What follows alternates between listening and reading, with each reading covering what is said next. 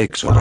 Lo recuerdo todo muy bien, tenía tan solo 10 años y aún puedo recordarlo, nunca se me olvidará. Eran los tiempos en que varias bandas buenas y varias malas surgían.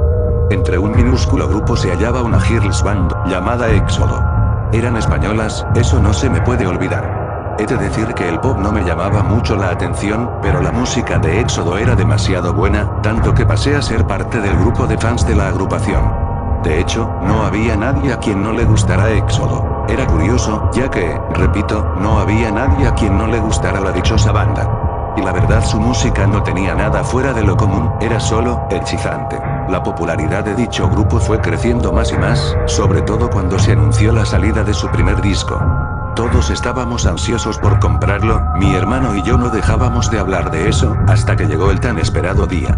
Lamentablemente, en la noche mi hermano enfermó y lo llevaron de urgencia al médico, dejándome totalmente sola en la casa. Me sentía totalmente agobiada sin razón alguna, y para relajarme puse el nuevo disco de Éxodo. Todo iba bien hasta ese momento. Los tracks pasaban uno tras otro. Hasta que llegó el track 6, que fue donde todo se enrareció. El ritmo de la música iba bastante relajado, con unos toques de electrónica que llevaban muy bien el ritmo como para una fiesta, pero entre las notas, se podía escuchar algo muy a lo lejos. Rápidamente me di cuenta de eso, por lo que decidí repetir esa parte y escucharlo con los audífonos puestos, en un volumen alto.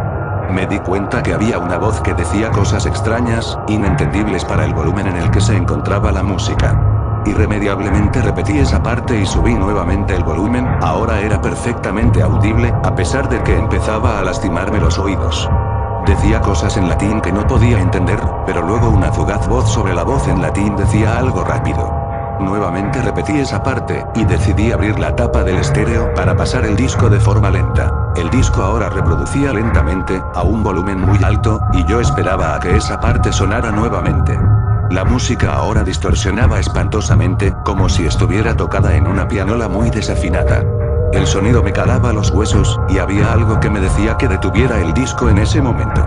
Aún así no lo hice, y mis sospechas fueron confirmadas. En el momento en que la voz en latín empezaba a sonar, se escuchaba en un tono lúgubre y grave, como si de un demonio se tratara. Era cuando venía la voz rápida, que a esa velocidad se escuchaba normal. Hablaba en español. Lo que decía nunca se me olvidará. Nunca estamos solos, siempre hay uno dentro de nosotros. Quité la mano del disco asustada y empezó a correr a la velocidad normal. En ese momento hubo un apagón. Ahora algo me decía que cerrara los ojos, y esta vez hice caso a mi voz interna.